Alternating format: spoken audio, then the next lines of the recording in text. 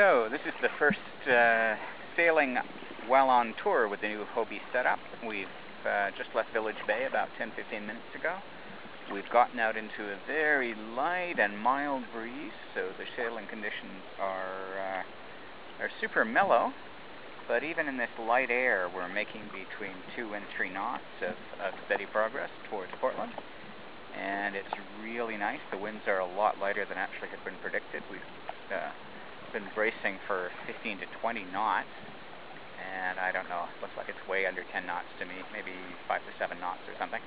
But very mellow because it's only just after 1300 hours, and even at this stately pace, we'll make it to Arbutus and the West Coast Paddler camp out by 4 o'clock or 5 o'clock, and it's just a pleasure being on the water.